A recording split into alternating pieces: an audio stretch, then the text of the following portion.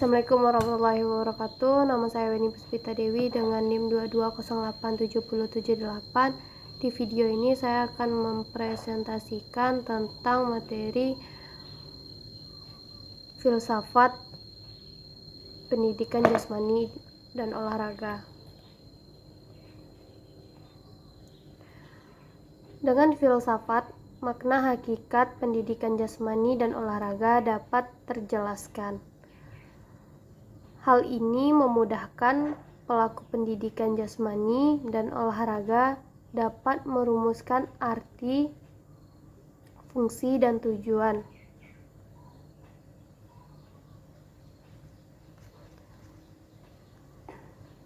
Dari pendidikan jasmani dan olahraga sehingga dapat mengurangi tindakan-tindakan yang menyimpang dari makna hakikat tersebut.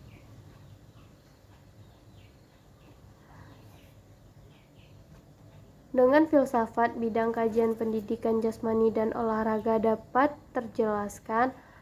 Hal itu membantu guru dalam menyusun serangkaian materi dan kegiatan pembelajaran atau pelatihan yang relevan dan menghindari adanya tumpang tindih cakupan dengan bidang ilmu lainnya. Dengan filsafat, pelaku pendidikan jasmani dan olahraga memiliki daya pikir, sikap, dan tindakan yang tepat benar dalam menghadapi suatu persoalan. Di mana melalui filsafat, maka seorang akan mampu pandangan hidup sebagai pedoman hidup, memberikan semacam panduan jalan yang harus dilalui oleh seorang sehingga ia dapat melihat hidup menjadi bermakna.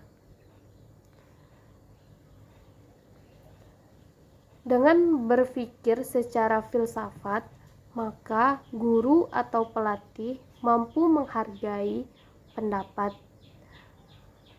dan pemikiran orang lain, baik yang memiliki persamaan maupun perbedaan dengan dirinya. Berpikir filsafat berarti berpikir demokratis. Ini berarti bahwa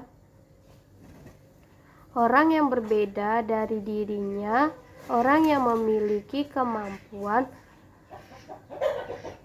berfilsafat yang tinggi akan menghargai kebenaran kepikiran yang diyakini oleh orang lain seperti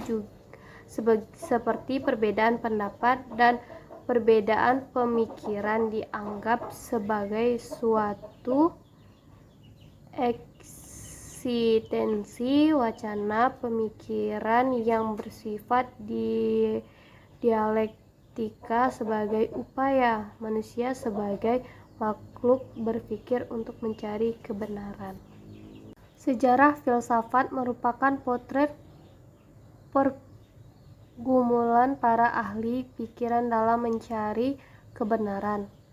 Sedangkan filsafat sendiri memiliki pengertian usaha manusia dengan akalnya untuk memperoleh suatu pandangan dunia dan hidup yang memuaskan hati. Namun, sesungguhnya definisi filsafat sangat beragam, sesuai dengan karakter filsafat rasional, yang berarti logika, sistematis, dan kritis. Sebagai sebuah kajian, filsafat merupakan suatu yang menarik sekaligus cukup membuat orang yang mempelajarinya frustasi. Salah satunya cara mempelajari filsafat adalah membaca sejarah pemikiran filsuf terdahulu sebelumnya membaca karya besar mereka. Karena itu, para penikmat dan mahasiswa filsafat memiliki tuntutan mempelajari sejarah filsafat sebagai sebuah kebutuhan. Hal ini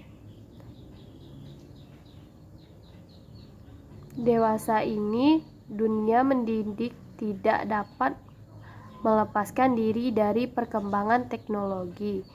Ledakan informasi dan teknologi telah menggeser pola pendidikan dan analog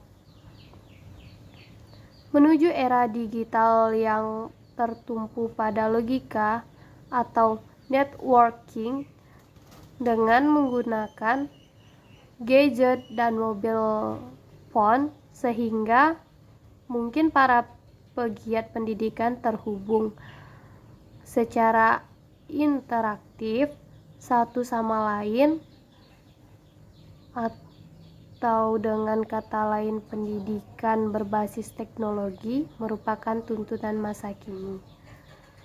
Demi meningkatkan keberhasilan proses belajar mengajar, penelitian beranggapan bahwa metode pembelajaran berbasis media elektronik meningkatkan gairah para peserta didik dalam belajar. Salah satu gadget dan mobile phone yang adalah Android merupakan sebuah sistem operasi berbasis Linux yang dirancang untuk perangkat bergerak layar sentuh seperti smartphone dan komputer. Salah satu kelebihan sistem operasi Android yang bersifat open source code bagi para pengembang aplikasi ini menciptakan aplikasi mereka sendiri dan dapat mengkustomasi fitur-fitur yang belum ada di operasi Android.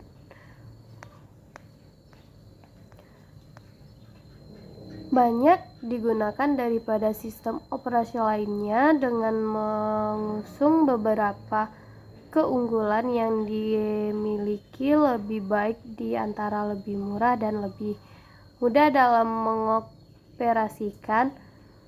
Fenomena itu serta sejarah sebagai dasar untuk belajar, maka muncullah gagasan membangun sebuah aplikasi pembelajaran sejarah filsafat berbasis Android.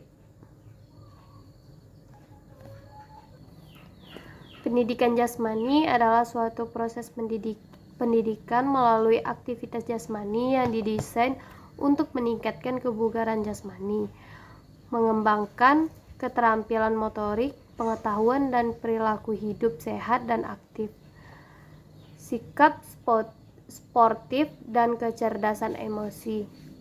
Lingkungan belajar diatur secara seksama untuk meningkatkan pertumbuhan dan perkembangan seluruh ranah jasmani, psikomotorik, kognitif, dan efektif setiap siswa. Dan pendidikan jasmani ada phase dari program pendidikan keseluruhan yang memberikan kontribusi terutama melalui pengalaman gerak untuk pertumbuhan dan perkembangan secara utuh. Untuk tiap anak, pendidikan jasmani didesain sebagai pendidikan dan melalui gerak dan harus dilaksanakan dengan cara yang tepat agar memiliki makna bagi anak. Pendidikan jasmani merupakan program pembelajaran yang memberikan perhatian yang proporsional dan memadai pada domain pembelajaran, yaitu seperti psikomotor, kognitif, dan efektif. Dan menurut Kolleg motorik olahraga berproses sistematik yang berupa segala kegiatan atau usaha yang dapat membina potensi jasmania dan rohania seorang sebagai perorangan atau anggota masyarakat dalam bentuk permainan, perlombaan, bentuk manusia Indonesia seutuhnya yang berkualitas berdasarkan Pancasila. Dan Ada menurut ensiklopedia adalah Indonesia gerak badan yang dilakukan oleh satu atau lebih yang merupakan regu atau rombongan, sedangkan dalam Webster's New Collegiate Dictionary pada tahun 1980 yaitu ikut serta dalam aktivitas fisik untuk mendapatkan kesenangan dan aktivitas khusus seperti berburu atau dalam olahraga pertandingan atau bisa dibilang athletic games di Amerika Serikat. Dan jadi menurut pendapat saya, pengertian filsafat pendidikan jasmani dan olahraga adalah suatu pandangan dan proses pendidikan memanfaatkan aktivitas fisik untuk menghasilkan perubahan dalam kualitas individu, baik dalam hal fisik, mental, serta emosional, dengan tujuan memperoleh pengetahuan dan meningkatkan prestasi manusia melalui aktivitas fisikal dan penghalusan kemahiran motorik. Sekian video dari saya. Assalamualaikum warahmatullahi wabarakatuh.